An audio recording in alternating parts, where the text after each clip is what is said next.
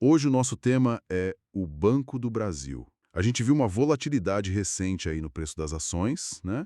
E para completar, os resultados que saíram ficaram abaixo do que o mercado estava esperando. Então, a pergunta é: qual a situação real do banco agora? O que dá para esperar pela frente? A ideia aqui é examinar juntos os pontos principais desse resultado mais recente, entender as mudanças, né, nas projeções que o próprio banco fez e, claro, falar um pouco sobre o preço da ação, o valuation. Tudo com base nos dados disponíveis.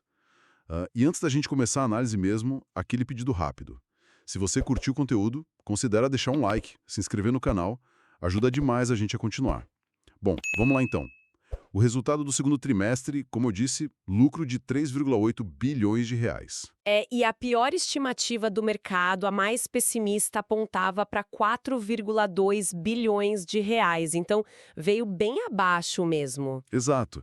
E isso reforça, né, como é importante a gente focar nos fundamentos, na operação do banco, e não só nessa variação de preço de curto prazo que às vezes assusta. Com certeza. E olhando esses fundamentos, as projeções revisadas pelo próprio banco dizem muito. A carteira de crédito, por exemplo, eles esperavam um crescimento entre 5,5% e 9,5% no ano. Agora, a nova projeção é bem mais modesta, entre 3% e 6%. Uma redução considerável. Sim, isso mostra uma postura, assim, mais conservadora, claramente por causa do aumento da inadimplência, sabe? Que tá batendo forte, especialmente lá no agronegócio. Entendi. Então a estratégia mudou um pouco. Que sim, a ideia é tirar um pouco o pé do acelerador no agro, onde o Banco do Brasil é historicamente muito forte, né? E direcionar o foco mais para o crédito consignado para a pessoa física. É uma linha de crédito considerada de menor risco, porque o desconto é direto na folha de pagamento, menos chance de calote, teoricamente. Faz sentido buscar segurança agora. Mas essa troca, focar no consignado, que geralmente tem margens menores, não pode, sei lá, achatar um pouco a rentabilidade geral do banco mais para frente? Especialmente se a Selic cair mais. É um ponto super válido. Existe esse balanço delicado, né? E tem outro fator importante nessa equação: a carteira sustentável do banco. É gigantesca, 400 bilhões, dá mais de 35% do total da carteira de crédito deles. Uau, 400 bilhões. É muito relevante, ela tem um viés social forte, muito ligado a programas como o Plano Safra. Só que, por natureza, a rentabilidade dessa carteira é estruturalmente menor. Então, o desafio para a gestão é justamente esse: como conciliar essa função social, que é importante para o banco, com a necessidade de recuperar a rentabilidade geral, que está pressionada. E essa pressão na rentabilidade aparece em outros números também, né? O tal do custo do crédito, as provisões para devedores duvidosos, a PDD. Exatamente, a PDD está alta, a expectativa é que chegue a 56 bilhões só neste ano. 56 bilhões? Sim, e o estoque total de provisões, o acumulado, já está chegando perto de 100 bilhões de reais. É um número que, assim, assusta um pouco. Mostra o tamanho do risco de inadimplência que o banco está enxergando na frente. E para complicar, a atividade de recuperação desses créditos, que já estão em atraso, parece que não está performando tão bem quanto esperado. Pelo menos um lado parece mais estável, que é a receita com serviços, né? Gestão de recursos, consórcio, a parte de seguradora. Sim, essa parte está segurando bem. A projeção de 36 bilhões no ano foi mantida. É uma linha de receita importante e mais resiliente. Mas, por outro lado, as despesas administrativas estão subindo. O índice de eficiência que mede isso piorou um pouquinho, foi de 25% para 27%. Pois é, e controlar despesas em empresas estatais é sempre um desafio a mais, né? Tiveram contratações recentes por concurso, reajustes salariais. Só a despesa com pessoal subiu de 6 bilhões para 6,4 bilhões no período. Pesa na conta. E tudo isso deságua onde? Na rentabilidade final e na situação do capital do banco. Exato. O retorno sobre o patrimônio líquido, o famoso ROI, está projetado em 12% para o ano. Mas veja bem, no trimestre isolado foi só 8%. 12% ao ano com a Selic onde ainda está. Pois é, com a Selic ainda nos dois dígitos, um ROI de 12% significa que o banco, na prática, mal está conseguindo gerar um retorno acima do custo de oportunidade do capital. Quer dizer, o acionista talvez conseguisse algo parecido ou até melhor com menos risco no mercado. Nesse cenário, não está gerando muito valor adicional. Entendi. E imagino que isso explique outra decisão importante que eles tomaram. Sim, a redução do payout, que é a porcentagem do lucro que o banco distribui como dividendos ou juros sobre capital próprio. Caiu de 45% para 30%.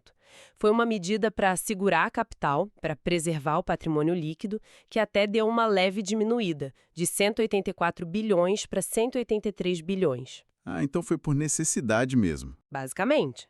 O índice de capital principal dele está em 10,97%. É um bom índice, mas está um pouquinho abaixo dos 11% que o mercado e os reguladores veem como um nível mais confortável, ideal. Então, resumindo, quem espera dividendos muito altos do Banco do Brasil no curto prazo, é melhor recalibrar as expectativas. Não é o cenário agora. E a inadimplência, principalmente no agro, continua sendo o grande ponto de atenção. Sem dúvida, os níveis ainda estão elevados.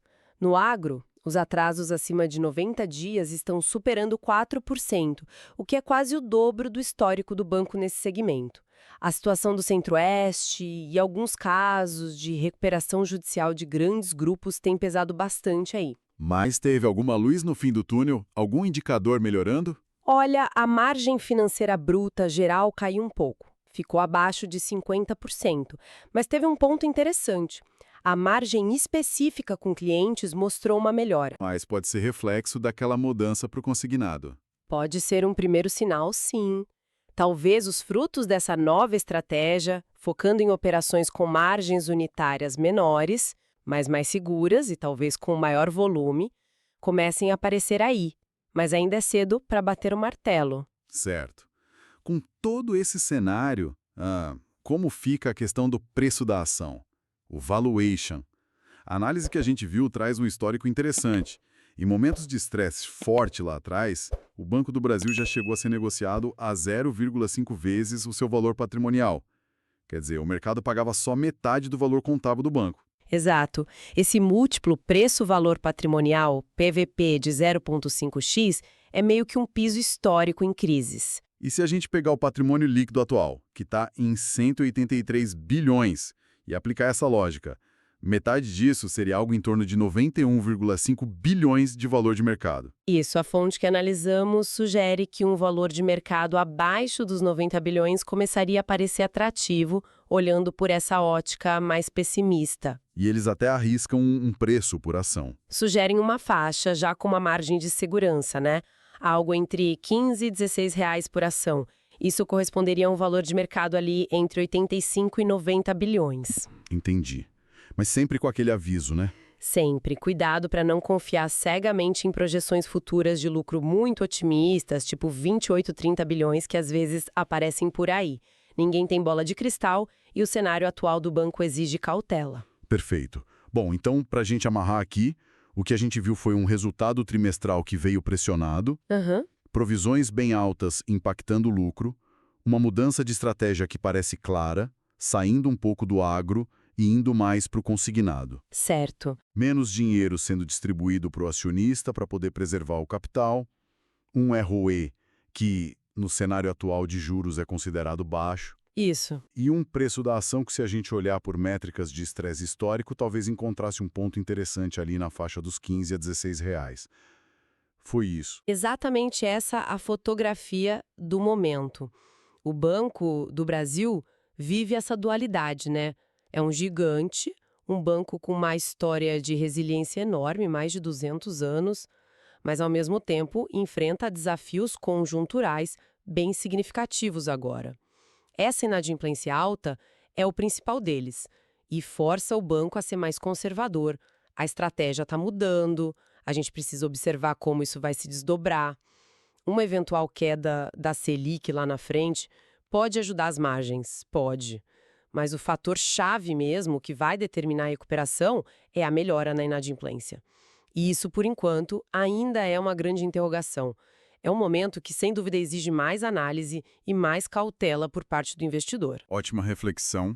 E para quem está nos acompanhando, qual a sua opinião sobre essa estratégia atual do Banco do Brasil, focando mais em crédito consignado? Acha que faz sentido para o longo prazo do banco?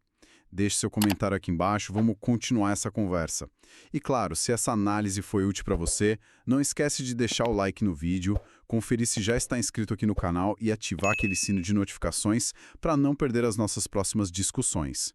Lembrando sempre, pessoal, este conteúdo não é uma recomendação de investimentos. Cada um deve fazer sua própria análise. Um abraço e até a próxima.